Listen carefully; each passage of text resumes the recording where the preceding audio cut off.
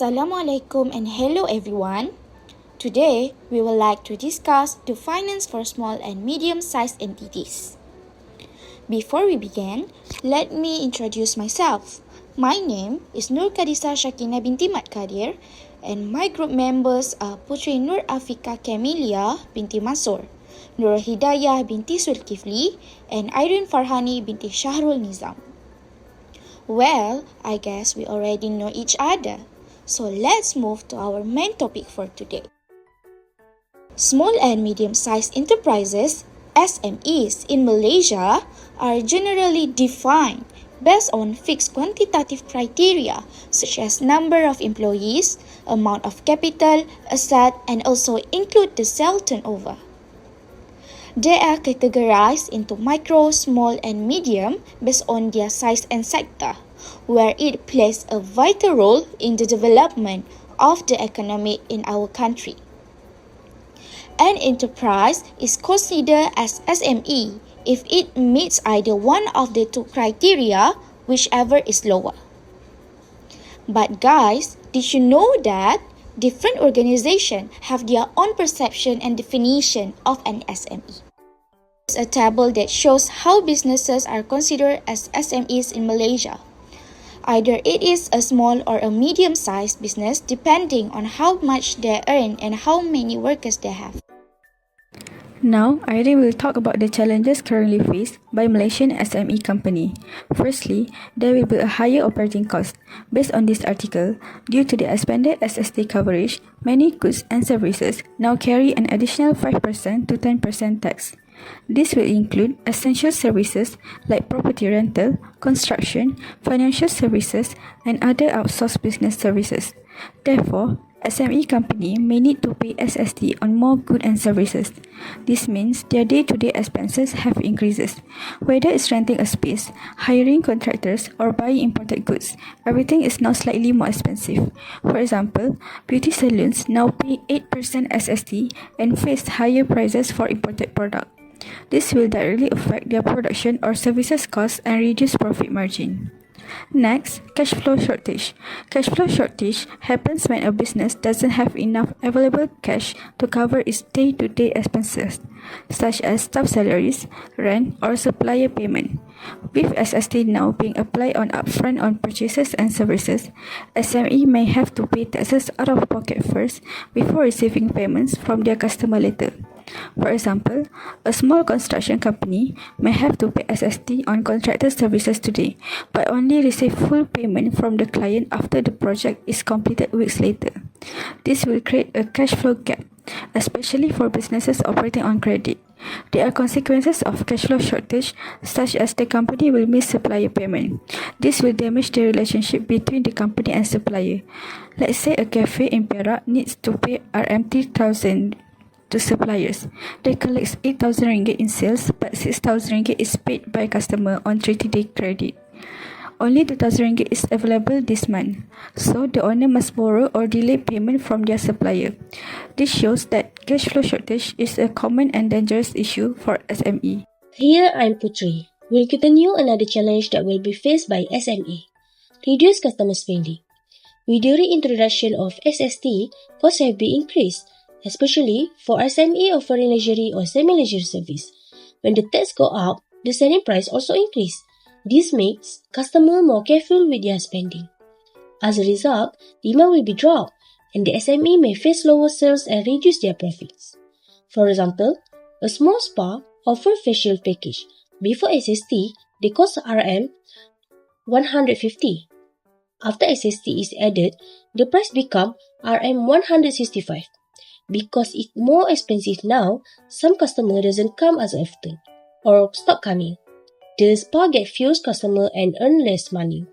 This shows how SST make price go up and people spend less, which is hard for small business. Next, lack of awareness or guidance.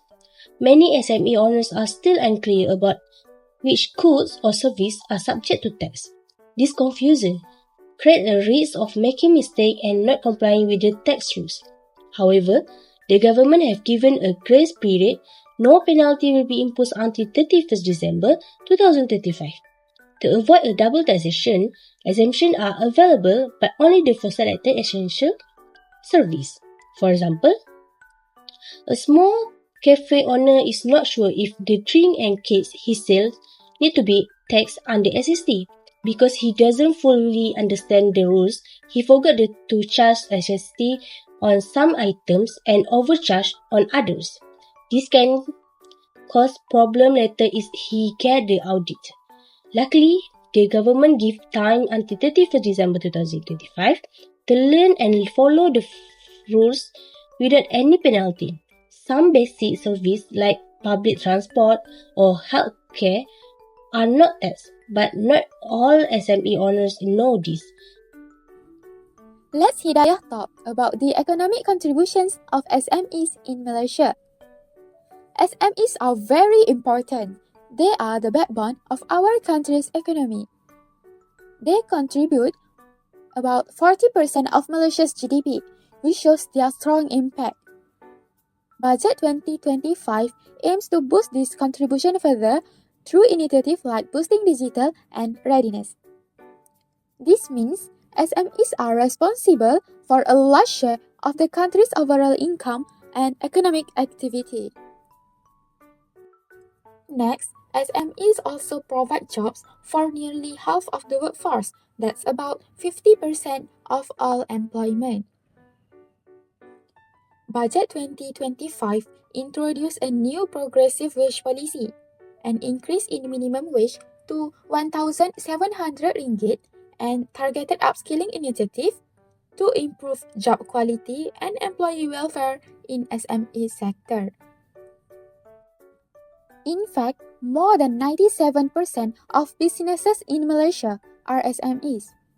The government has introduced financing schemes like 40 billion ringgit MSME fund and digitalization program to support this vast majority.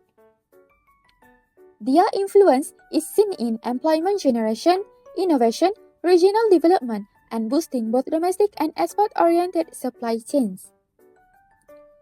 So, without SMEs, our economy would not be as strong or as active. Next, PUTRI will continue the initiative by Malaysian government help SME. First, development of local products and industry.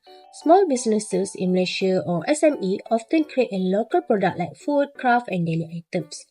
This helps meet the needs of people in the country without depending too much on the imported goods. When more people buy a local product, the money stays in Malaysia and support the growth of the national economy. In the long run, this can raise the overall value of the country production. For example, a small businesses in Terengganu makes traditional snacks like krepek or keropok and sell them at the local markets. Many people buy these snacks instead of the imported one. Because of this, the money stays in Malaysia and help the business grow. The business can also hire more workers, buy local ingredients and open more stores. This also support and help the local economy and increase the country overall production. Second, digitalization and e-commerce adoption. A lot of small business today are using apps like TikTok, Shopee and Instagram to sell their product. This makes it easier for them to reach more customers even outside their towns or state. Going online helps this business grow faster and become more modern. It also encourages the use of technology, which support Malaysia move towards a digital economy. For example, a small bag shop in Johor start selling on Shopee and post video on TikTok to promote their product. Before this, they are only sold to people nearby. But after going online, they get orders from other states like Penang and Sabah. Sales increase and the business grow faster. By using this digital platform, the business become more modern and helps to support Malaysia's digital economy. Third, job creation and skill development. SME are one of the biggest sources of jobs in Malaysia. They give work to people in different areas, like from cities to small towns. For example, hiring more people helps reduce the unemployment rate in the country. Besides giving jobs, many SME also offer training and skill building. This helps workers learn new things and improve themselves, which is good for their future career. For example, a small bakery in Perak hire 5 local workers to help their baking, packaging, and delivery. This gives job opportunity to people in the area and helps to reduce unemployment. The bakery also trained to the staff to decorate the cakes and use a new machine. Over time, the workers learn new skills, which can help them to get better jobs or even start their own business one day. Irene is a member of the credit approval team at a commercial bank in Malaysia. Recently, my team received a loan application submitted by a small enterprise. After a thorough evaluation, the loan was rejected. There are 3 key factors led to the rejection of the loan application submitted by a SME company. Firstly, poor cash flow management. The applicant financial statement show insufficient cash flow. Cash flow refers to the movement of money in and out of a business.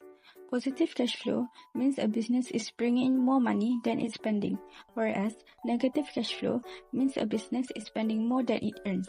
Hence, poor cash flow management happens when a company does not properly track, plan, or control its cash movement. This will lead to where the company runs out of cash even if it is making profit in the long term. Businesses with weak cash flow are more likely to miss payment deadlines or default on loans. Even a small delay can affect the company credit score. This will increase the company default probability by making the loan high risk. Therefore, without positive cash flow, the company may struggle to meet monthly repayment obligation. For instance, according to the Alliance Bank MSME Outlook Report 2024, many SME in Malaysia struggle to get bank loans because of poor cash flow records. This shows how cash flow affects not only operation but also access to future financing. Reliable and stable cash flow is essential for debt repayment. For SMEs seeking loans, maintaining healthy and predictable cash flow is essential for gaining trust and securing funding. One of the factors we look at is poor credit history.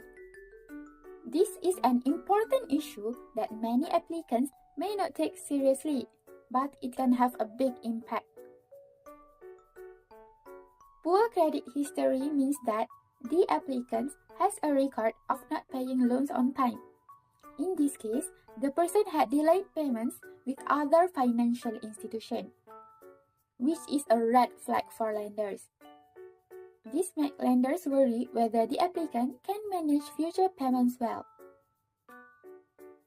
Because of that, lenders become more careful to approve the loan. For example, as highlighted by CIMB 2022, poor credit performance suggests that the business could not manage their financial commitments responsibly. This significantly increased the risk exposure for the bank, especially for SMEs loan, where cash flow and financial stability are often more uncertain. So, it's important for applicants to maintain a good payments record to build trust from financial institutions. Now, I will pass to my teammates to explain one more key factors that led to the rejection of the application of loan. Lastly, one of the reasons why the small enterprise seeking financing for business expansion is rejected due to the weak collateral. It is because the company did not have enough valuable asset to offer as security to make the loan. Other than that, the collateral also lacks significance of the market value compared to the other standard securities, where it will make that company offer unattractive and risky toward the lender. Moreover, the asset offer isn't worth enough or hard to sell by the bank, and it also isn't costly enough compared to the other company that also makes a loan.